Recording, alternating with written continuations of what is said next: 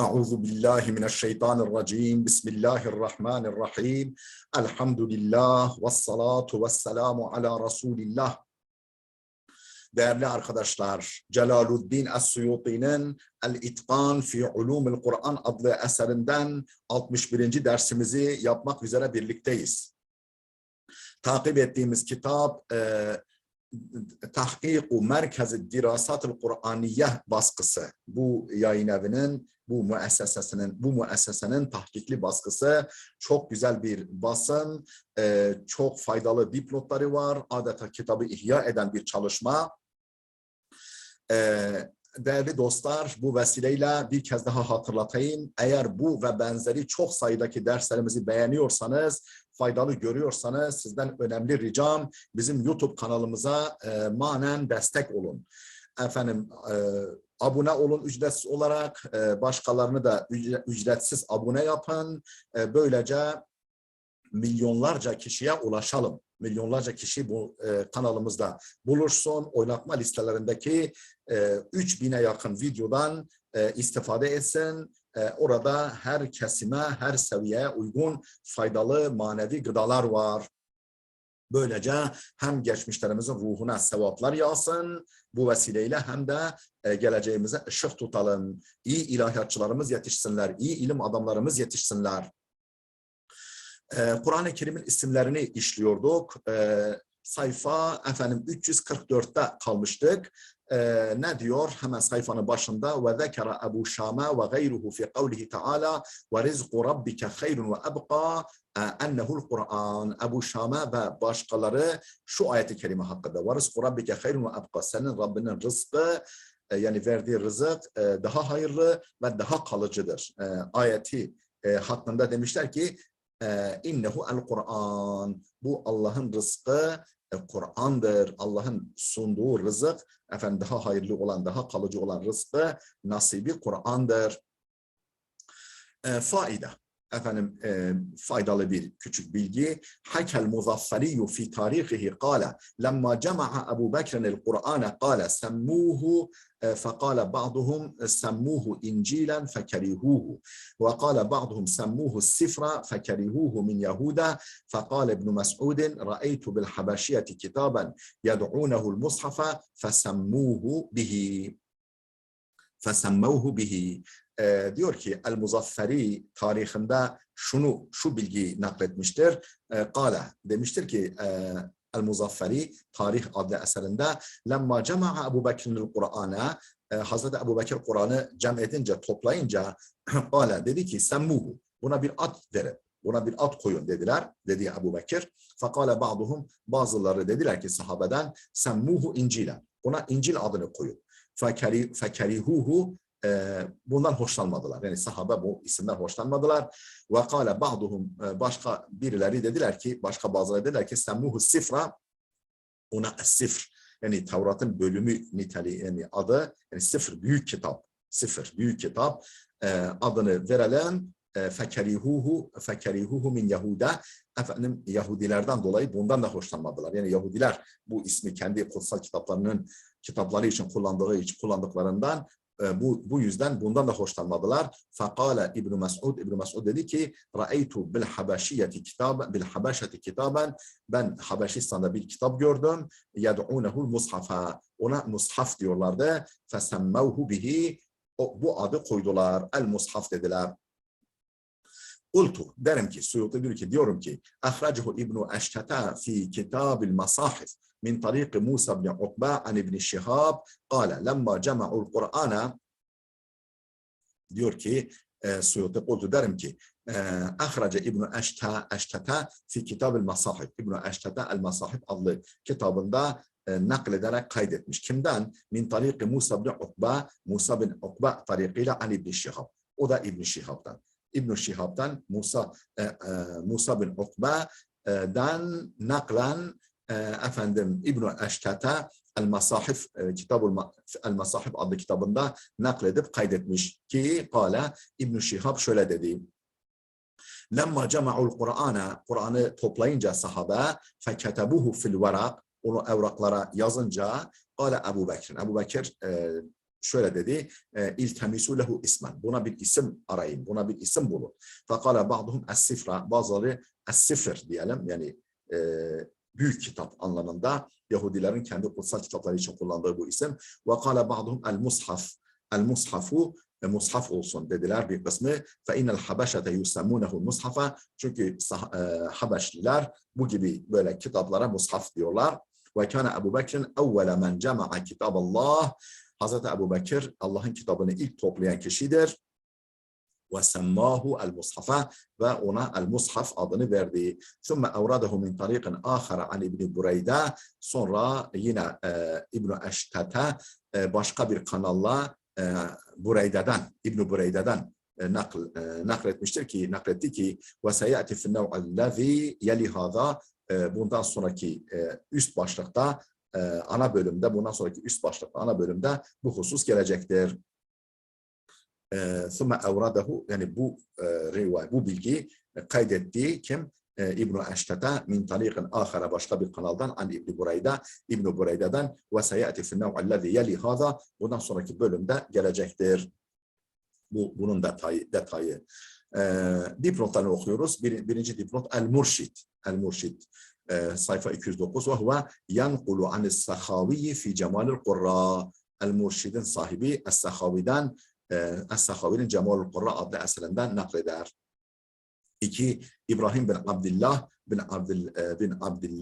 bin Abdülmun'im Ebu İshak Şihabuddin el-Hamavi el-Şafii el-Muarrih el-Ma'ruf bi İbni Abi Dam. Tam adı bu zaten. Vefatı 642 Hicri. Min muallafatihi, yazdığı eserlerden bir kısmı şunlardır. Et-Tarihul Muzafferi, Tarihul Muzafferi, El-Muzafferi tarihi mahdud el yazması halindedir. Ellefehu bismil Muzaffer Emir Meyyafariqin. El-Emir Meyyafariqin. Bu bizim Silvan, Meyyafariqin Silvan'dır. Silvan'ın efendim El-Muzaffer, El-Emirul Muzaffer. Emiru Meyyafariqin, o Silvan, Diyarbakır Silvan bölgesinin emiri. Onun adına yazmış bu kitabı. Tercüme İtalyune el-kısmel muhtassa bihi bi sakaliye ve tabauhu.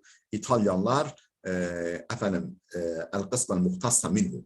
Ondan, yani kendilerine özgü, kendilerini ilgilendiren kısmını tercüme etmişler. Bir sakaliye Sicilya'da ve tabauhu ve de basmışlar. Tercüme edip basmışlar. Ve Edebul Qadi, diğer bir kitabı, bu Muzafferuddin'in diğer kitabı Edebul Qadi, Unzur Tabakat-ı Şafi'iyyel Kubra, Şezarat-ı Zehab, El-A'lam ve Vanzur El-Kavle fi El-Burhan. Bu buradaki sözü, yani burada yani bu sözü nereden bulabiliriz? El-Burhan adlı eserde, cilt 1 sayfa 377'de. 3 nolu dipnot. Kitabuhu mefkudu. Bu zatın kitabı kaybolmuştur. Ve lem nakif alel eferi inde gayrihi. Efendim bu rivayeti başkasında da bulamadık. Ve lem nakif alel eferi, yani bu rivayeti de bulamadık. Inde gayrihi, başkasının yanında, başkasının kaynaklarında da bulamadık. Efendim faidetun saniyetun. İkinci bir faydalı bilgi, ikinci bir not. Buna not diyelim. Fayda, ikinci not. Ahrace İbn-i Durays ve gayruhu an Ka'b. İbn-i Durays ve başkaları Ka'b'ın, Hazreti Ka'b'dan nakletmişler ki Kâle, Ka'b şöyle demiş. Fi Tevrati ya Muhammed inni munazzilun aleyke Tevraten hadîtheten teftehu a'yunan umyan ve âzânen summan ve kuluben gulfan. Ne demiş Ka'b? Fi Tevrati ya Muhammed. Tevrat'ta şöyle bir bilgi var. Ya Muhammed, inni munazzilun aleyke Tevraten cedîdeten hadîtheten. Ben sana yepyeni bir Tevrat indireceğim. Teftehu a'yunan umyan. Efendim kör bir takım gözleri onunla açarsın. Ve âzânen summan, sağır kulakları onunla açarsın. Ve kuluben gulfen, kapalı, kilitli kalpleri onunla açarsın. Yani açacağım böyle bir yeni Tevrat sana indireceğim. Ve ahrece, yani burada kutsal kitap anlamında. Ve ahrece İbn Abi Hatim an Katadete. İbn Abi Hatim Katada'dan naklederek kaydetmiş. Kâle, Katada demiş ki lemma ahaza Musa el-Vaha, Hazreti Musa o levhaları alınca, Tur-i Sina'dan getirdiği o Tevrat levhalarını alınca, kâle Ya Rabbi inni acidu fil elvahi ummeten enaciluhum fi kulubihim. Ya Rabbi ben bu levhalarda bir ümmet görüyorum ki onların İncil'leri kalplerindedir. Onların İncil'leri kalplerindedir. Yani kutsal kitapları kalplerindedir, belleklerindedir. Fec'alhum ümmeti. Onları benim ümmetimden eyle. Kâle tilke ümmetu Muhammedin. Dedi ki Allah o ümmeti Muhammed, ümmetu Ahmed'e. O Ahmed'in yani Hazreti Muhammed'in ümmetidir. Yani gerçekten efendim Müslümanlar kutsal kitaplarını ezberliyorlar. Başkaları ezberlemiyor. Ne İncil'i ezberleyen var, ne Tevrat'ı. Çok nadir belki İncil'i ezberleyen. فَفِي هَذَيْنِ الْاَثَرَيْنِ Bu iki rivayette tesmiyetul Kur'an'ı Tevraten ve İncil'en efendim Kur'an'ın Tevrat ve İncil olarak adlandırılması söz konusu. Ve ma'a hâzâ lâ yecûzul âne en yutlaka aleyhi zâlik. Bununla beraber bugün yani şimdi artık ona bu iki ismin verilmesi caiz değil. Haşa Kur'an'a Tevrat demek, Kur'an'a İncil demek caiz değil. Ve hâzâ kemâ summiyet Tevratu furqânen fi kavlihi. Bu tıpkı şuna benzer. Kur'an'ın şu ayet-i kerimede Furkan diye, Tevrat'ın şu ayette Furkan diye adlandırılması gibi. Ve iz ateyna Musa'l kitabe vel furqana. Hani Musa'ya kitabı ve Furkan'ı vermiştik. Ve summiye ve semma ez-zebura Kur'anen. Zebura da Kur'an demiş. Allah fi kavlihi huffife ala Davud'el Kur'anu. Resulullah sallallahu aleyhi ve sellem ve semma Resulullah. Allah değil de Resulullah Zebura da Kur'an demiş. Ve semma Resulullah Zebura Kur'anen. Zebura da Kur'an demiş. Fi kavlihi huffife ala Davud'el Kur'anu. Yani Davud'a Kur'an hafif kılındı. Yani orada Zebura Kur'an derken yani Zebur'u kastediyor. Zebur kolay kırıldı, hafif kılındı, hafifleştirildi. Bu sayfanın dipnotlarını okuyoruz. Bir nolu dipnot. Lem akif aleyhi fi fadailihi. Efendim fazailinde buna rastlamadım. İlla ennehu ca'a fi sahih Bukhari. Şu kadar var ki Sahih Buhari'de gelmiştir. Efendim hadis numaralarını söylüyor. Min hadisi Abdullah ibn Amr radıyallahu anhuma. Abdullah ibn Amr'ın hadisinden Allah onlardan razı olsun. Ve huve yezkuru sıfaten nebiyyi fi Tevrah. Efendim Tevrat'taki Nebinin sıfatlarını zikrediyor. Ve huve yezkuru sıfaten nebiyyi fi Tevrati ve ca'a fi ahirihi nahvuhu. Efendim sonunda da buna benzer bir bilgi var. Ve lafzuhu o bilginin lafzı şöyle: وَلَنْ يَقْبِضَهُ اللّٰهُ حَتَّى يُقِيمَ بِهِ الْمِلَّةَ الْاَوْجَاءَ. Allah onunla efendim çarpık bir milleti, yani yolunu şaşırmış çarpık bir milleti doğrultmadıkça, düzeltmedikçe Allah onun canını almaz. بِاَنْ يَقُولُوا ne ile onları düzeltmedikçe بِاَنْ يَقُولُوا لَا اِلَٰهَ اِلَّا اللّٰهِ La ilahe illallah demek suretiyle onları doğrultmadıkça efendim bu sözü söyleyecek derecede onları doğrultmadıkça Allah o Nebinin canını almaz. Feyaftahu biha a'yunan umyan. Allah onunla yani o Tevrat'la kör bir takım gözleri açar ve azanen summan sağır bir takım kulakları açar ve kuluben gulfen kapalı, kilitli yani mühürlü kalpleri açar. İki nolu dipnot fi tefsirihi. Ricalu 5. cilt 1564. sayfa. Ricaluhu sikatun. Adamları güvenilirdir, sikadır. Velakinnehu minel İsrailiyat. Fakat İsrailiyat kökenli bir bilgidir, kaynaklı bir bilgidir. Ve munqati'un ayda üstelik kopuktur, senedinde kopukluk var. İz innehu lem yazkur min tilqai nefsi men telakkahu anhu. İz innehu lem yuzkar. İnnehu lem yuzkar men telakkahu anhu. Ondan alan zikredilmemektedir. Çünkü ondan yani Kâb'den alan bu bilgi nakleden kişi zikredilmemektedir.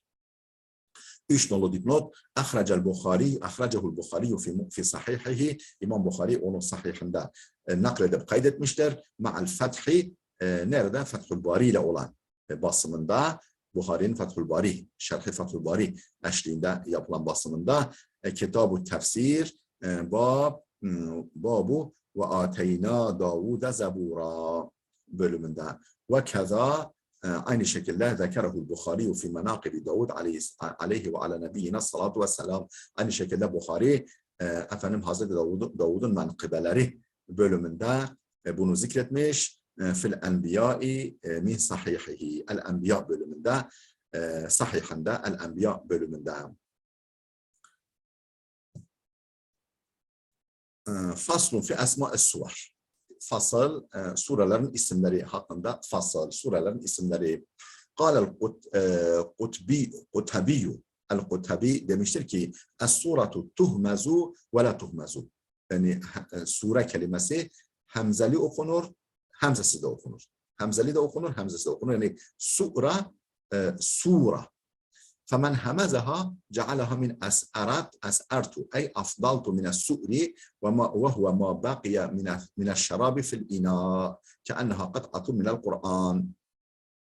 فمن همزها onu hemzeli okuyanlar yani sura diye okuyanlar جعلها min as'artu ay afdaltu min as-su'ri. Sur kökünden afdaltu yani artırdım, afdaltu yani artırdım, yani fazlalık bıraktım. Afdaltu fazlalık bıraktım anlamındaki es'ertu kullanımından kabul etmişler.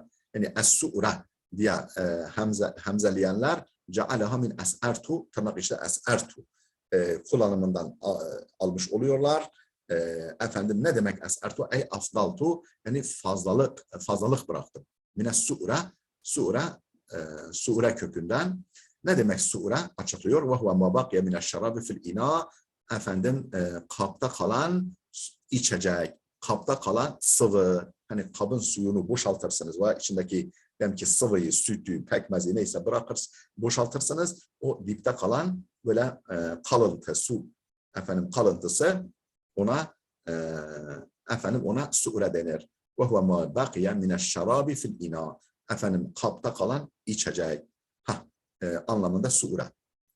Peki ne alaka var? Neden Kur'an'ın surelerine sure kökünden bir isim verilmiş? Ki enneha kıt'atun minel Kur'an. Sanki her bir sure Kur'an'ın bir parçasıdır. Kur'an'ın bir parçası. Zaten öyle. Ve men lem yahmizha cealaha minel ma'nel mutakaddimi. Onu hemzeli okumayanlar ise yani hemzeli okumayanlar sure ya da sura diye okuyanlar ise cealaha minel ma'nel mutakaddimi daha önceki manadan kabul ediyorlar. Ne demek ki daha önceki mana? Yani sur, şehrin suru anlamında. Ve sehhele hamzaha artık ve sehhele hamzaha hamzasını yani sura ve sehhele hamza ve yani sura'dan da olsa yine sura diye okunmaz, hamzası vav şeklinde yumuşatılır. Ve minhum men şebbehaha bi suratil bina ay al-qit'ati minhu ay manzileten ba'da manziletin. Ve minhum bazı alimler de öyle alimler de var ki şebbehaha sureyi benzetmiş bi suratil bina.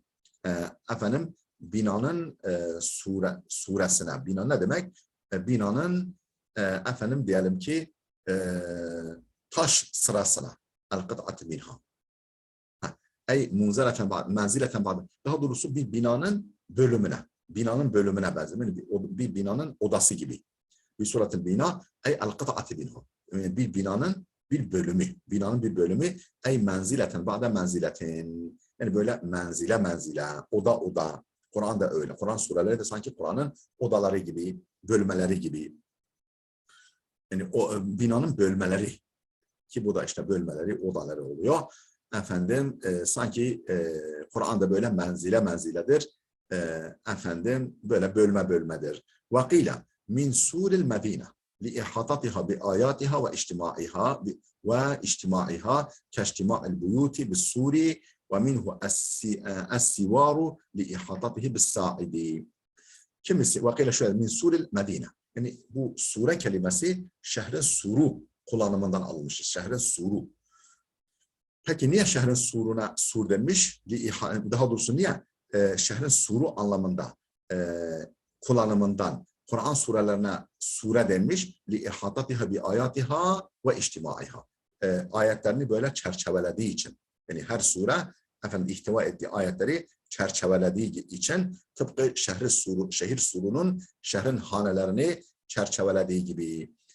Ve içtimaiha ve o ayetlerde efendim surelerde toplandığı için, ayetler surelerde toplandığı, sureler de birer böyle çerçeve gibi, efendim duvar gibi ayetleri ihata ettiği için şehrin suru kullanımından alınmıştır diyenler var. Bu şekilde de denilmiş. Keştima'al buyuti bis-suri, efendim evlerin şehrin suru içerisinde toplanması misali.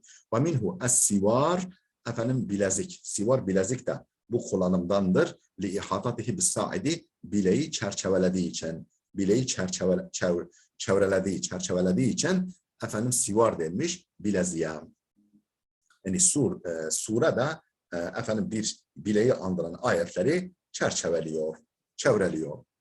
Vakıyla şöyle denilmiş: li irtifaiha li'enha kelamullah. Yani sur böyle yüksek oluyor ya, şehrin suru böyle yüksek oluyor ya, efendim surelerin her birisi yüksek olduğu için, yüce olduğu için li'enha kelamullah, kelamullah olması hasebiyle, kelamullah olduğundan, yüceliğinden dolayı, yüksekliğinden dolayı efendim sureye, yani Kur'an'ın kesitlerine sure denmiş.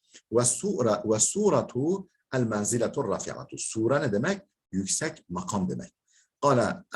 Kâlen nâbigatu, nâbiga ez-Zübyani şöyle demiş şair: Elem tara ennallâhe a'tâke sureten tara kulle melkin havleha yetezebzebu. Görmez misin ki Allah sana bir yüksek makam, sure, yani bir yüksek makam, bir şeref vermiş sana. Tara kulle melkin, her kralı görürsün, her hükümdarı görürsün. Havleha, o yüksek makamın etrafında yetezebzebu, böyle gidip geldiklerini, dolaştıklarını görürsün.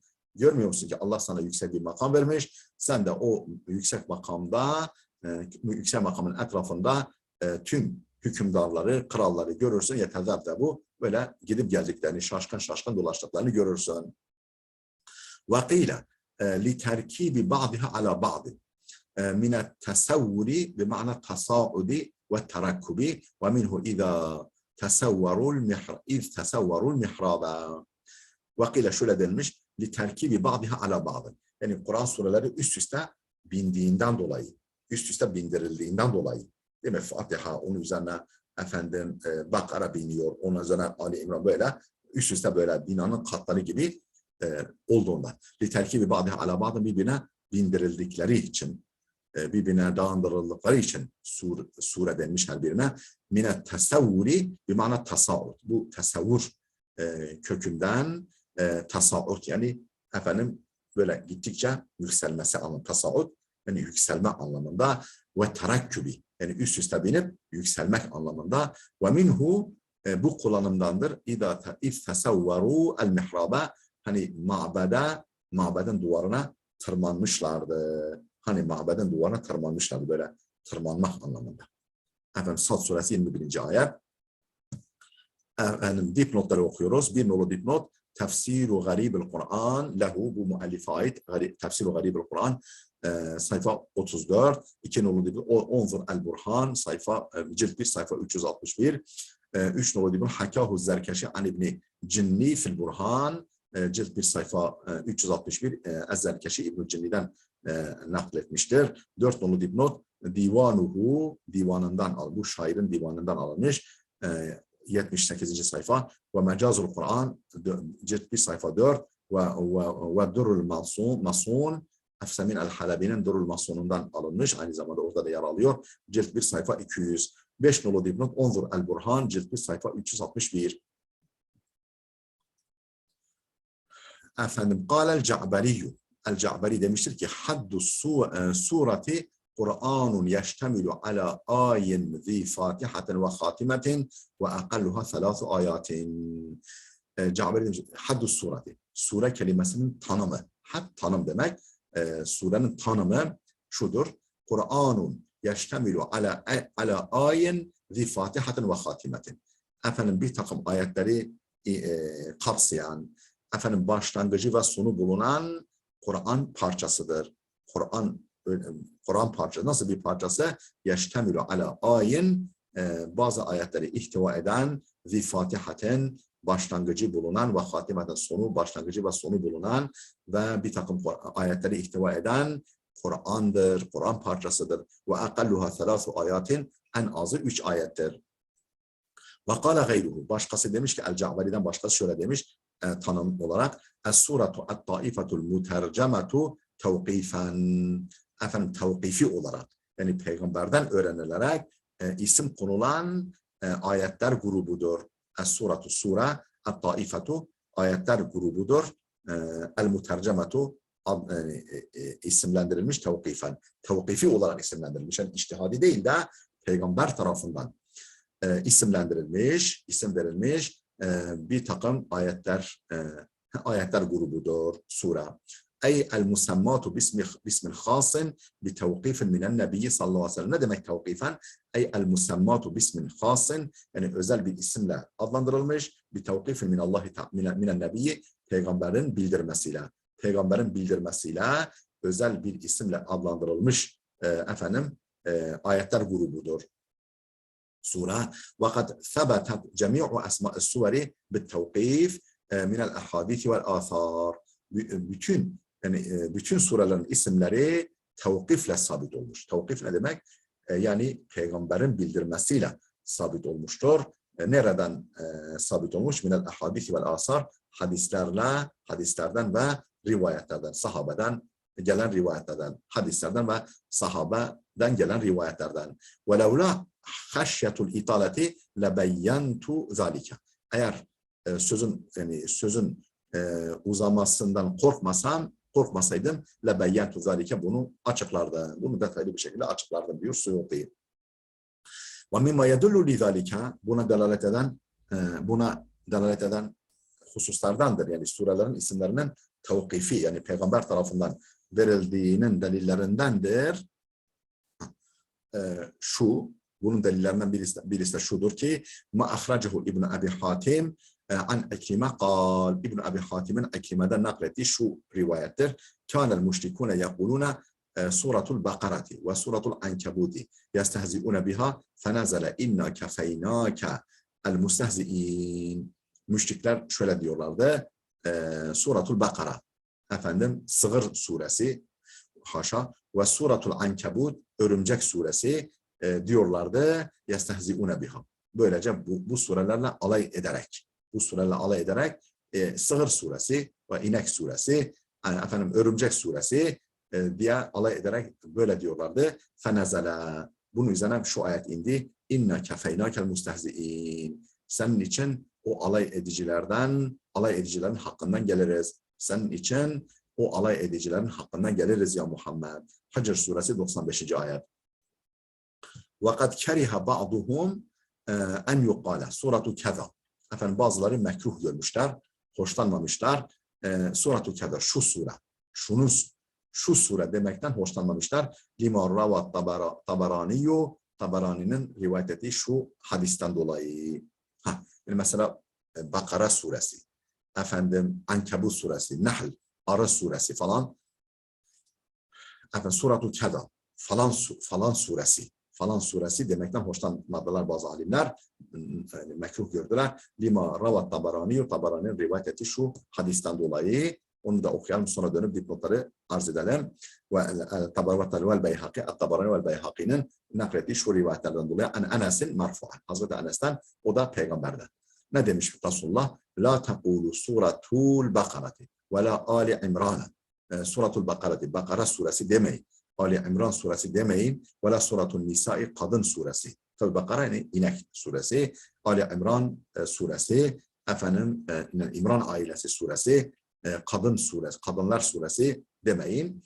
Ve kezalikel Kur'anu kulluhu, böylece bütün Kur'an sureleri için böyle şeyler söylemeyin. Velakin kulu, fakat şöyle deyin. Es-suratu leti yuzkeru fiha el-Bakaratu ve leti yuzkeru fiha Alu İmran ve kezal Kur'anu kulluhu. Fakat içerisinde Bakara'nın zikredildiği sure deyin.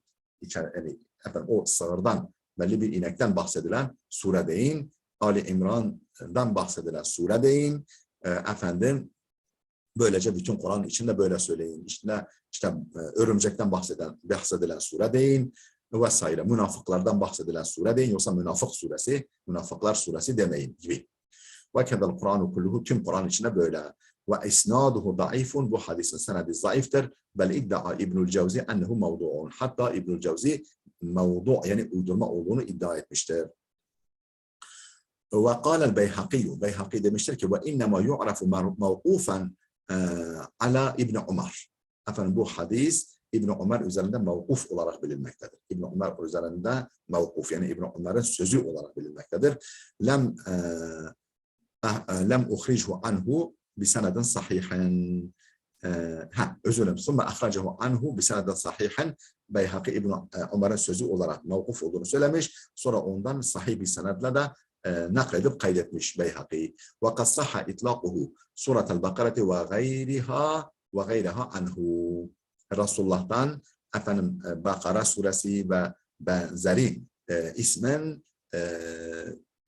efendim belli sureler için kullanıldığı sahih olarak gelmiştir. Peygamberin efendim Bakara suresi dediği, efendim Ankebut suresi dediği, efendim böyle bu şekilde adlandırdığı peygamberin sahih olarak gelmiştir. Ve fis sahih an İbn Mes'ud, Sahih Buhari'de İbn Mes'ud'dan naklen gelmiştir ki efendim ennehu kal. İbn Mes'ud'un şöyle dediği nakledilmiştir. Hâzâ makâmul lezî unzilet aleyhi suratul Bakara. Bu efendim Bakara suresinin indiği makamdır. Ben buradayken Bakara suresi indi. Bakara suresi diyor Peygamber. Hâzâ makâmul lezî unzilet aleyhi suratul Bakara. Hâzâ makâmul lezî unzilet aleyhi suratul Bakara. Ve min themme lem yekrehu cumhur. Bunun için mekruh görmemişler cumhur ulema. Bunu yani Bakara suresi veya Ali İmran suresi veya Münafıkun suresi veya Ankebut suresi veya Nahl suresi demeyi ulema mekruh görmemiş. Hâzâ makamul lezî unzilet aleyhi suratul Bakara. Hâzâ makamul lezî unzilet aleyhi suratul Bakara. Bu Bakara suresinin indirildiği makamdır. Dipnotları okuyalım. Önceki sayfanın dipnotlarını okuyalım. Efendim, birinci dipnot. Verede kelamul Ca'beri fil Burhan. Burhan'da geçiyor. Yani Ca'beri'nin sözü. Cilt 1 sayfa 364. Nakled an kitabihi El-Mededu fi Ma'rifetil Adad. El-Meded fi Ma'rifetil Adad adlı eserinden naklen Ca'beri'nin. Ve leyse fil Burhan. Ama Burhan'da şu parça geçmemektedir, şu bilgi. Ve akalluha thalathu ayatin, en azı 3 ayettir. Yani surenin en azı, en kısa sure 3 ayettir diye bilgi yok. Ve kad şeraha ve fi şerhil efendim muhallalati, şerhil muhallalati ala nazimeti zehr ala nazimeti zehr üzere muhallalati'nin şerhinde şöyle geçmektedir.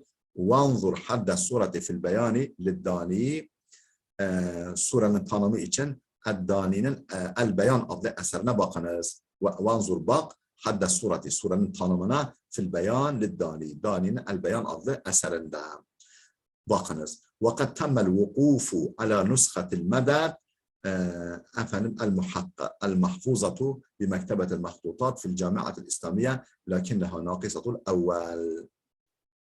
Vakat temme gerçekleşti. El-vukufu ala nuskatil meded. El-medenin nuskasının tespiti gerçekleşti. El-meded adlı eserin nuskasının tespiti gerçekleşti. Yani nuskası tespit edildi. El-mahfuzati bi mektebetil mahtutat fil camiatil İslamiye. El-camiatil İslamiye'deki mahtutat, el yazmaları kütüphanesinde. El-camiatil İslamiye yani Suudi Arabistan El-Cemaat-ı İslamiye'deki mahtutat yani el yazmaları kütüphanesinde korunmakta olan, muhafaza edilmekte olan nuskası tespit edildi. Lakinneha naqisatul evvel fakat baş tarafı eksiktir. 2 nolu dipnot. Unzur el-Burhan cilt 1 sayfa 364 3 nolu dipnot. Fil kısmil mefkudi min tefsirihi tefsirinin kayıp kısmında ve azahul musannifu fi'd-dur lehu vahdehu efendim Eddurrul Mansur adlı eserde musannif yani Suyuti isnad etmiş bu efendim bu bilgiyi lehu vahdehu sadece ona isnad etmiş yani ondan geldiğini söylemiş. Suratul Hacer Suratul Hicr, Hicr suresi. Efendim Kale 4 nolu dipnot. Kale Nevevi. Nevevi demiştir ki ve keriha ba'dul mutakaddimin haza. Bazı yani eski alimlerden bazıları bunu mekruh görmüşler. Ve kâle şöyle demişler. Yuqalu es-suratu lati yuzkeru fiha'l bakaratu. Efendim şöyle denir bilakis. Yani şöyle denilmesi gerekiyor. Es-suratu lati yuzkeru fiha'l bakaratu. İçerisinde Bakara'da bahsedilen sure demek lazım demişler. Bakın Et-Tibyan sayfa şu kadar. Vanzur el-Burhan cilt 1 sayfa şu kadar. 5 nolu dipnot. Fil Avsat. Kema fi Mecma'l Bahreyn. El-Avsat'ta geçiyor. Tıpkı Mecma'l Bahreyn'de geçtiği gibi. Cilt 6 sayfa 104-105. Kitab-ı Tefsir.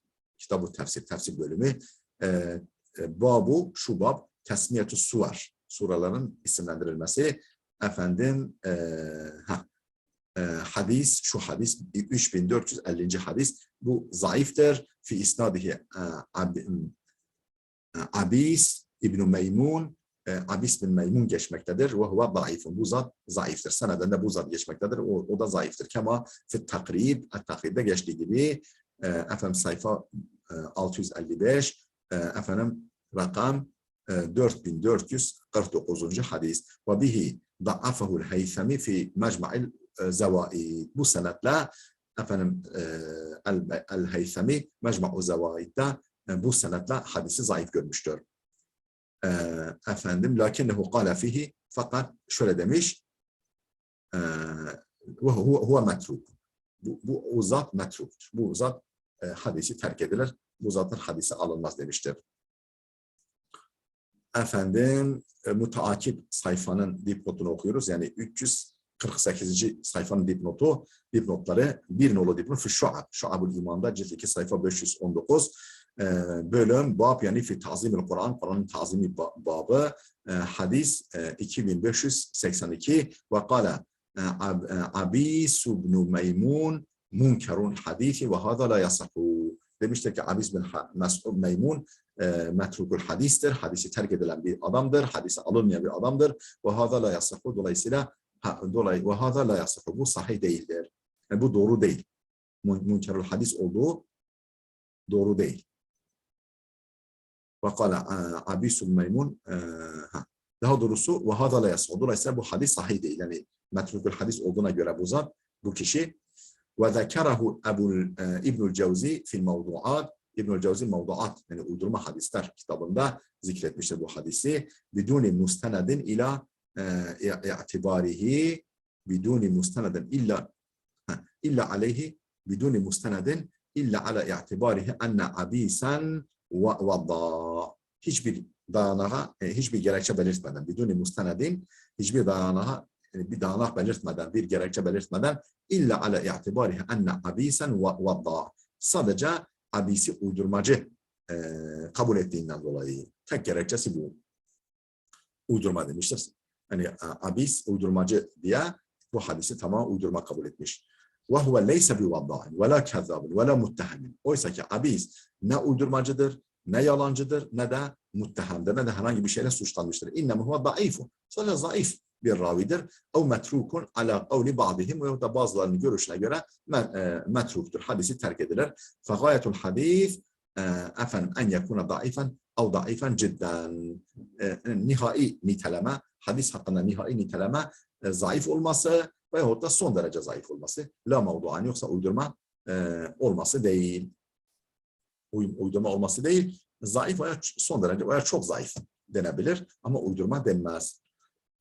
2 nolu dipnot fi Şuab. Şuab-ül İman cilt 2 sayfa 519 520 hadis numarası 2583 ve hukmul ve hakemel musannifu bi sahhati isnadihi. Musannif bu hadisin senedinin sıhhatine hükmetmiş. 3 nolu dipnot Sahihul Bukhari. Bakınız Sahih Bukhari'ye cilt 3 sayfa 580 581 Kitabul Hac yani bölüm bab yani Ramyul Cimari fi batnil vadi. Batnul vadide şeytan taşlama ve şu babda Ramyul Cimari bi sab'i hasayat 7 taşla şeytan taşlama ve mevadi' efendim ve yerler. Nerede taşlanacağı? Efendim hadis 1740, daha doğrusu şu yerlerde hadis 1747, 1748, 1749, 1750 ve Sahih Müslim. Sahih Müslim'e de bakın. Cilt 2 sayfa 932 Kitabul Hac Babu istihbabi idametil haci et-telbiyete hatta yeşra'a fi rami cemratil akabe yevmen nahir. Kurban Bayramı günü efendim Cemretul Akabe'de el Akabe'de hatta yaşta fi ramil cemratul Akabe. Akabe cemresine başlayıncaya kadar. Akabe cemre yani taş atmaya başlayıncaya kadar Kurban Bayramı günü efendim hacının telbiyeyi sürdürmesinin mustahap oluşu bölümü. Yani hacının lebbeyke Allahümme lebbeyke var ya, ona telbiye denir. Telbiyeyi sürdürmesinin müstahap oluşu, yani sevaplı, güzel oluşu hakkında bölüm. Ne zamana kadar devam etmesi? Hatta yeşra'a fi ramyi cemratul akabe, cemratul akabeye başlayıncaya kadar yevmun nehar Kurban Bayramı günü. Sayfa hadis no 1283. Değerli dostlar, videomuz oldukça uzadı. Burada duralım. Gelecek dersimize kadar Allah'a emanet olun.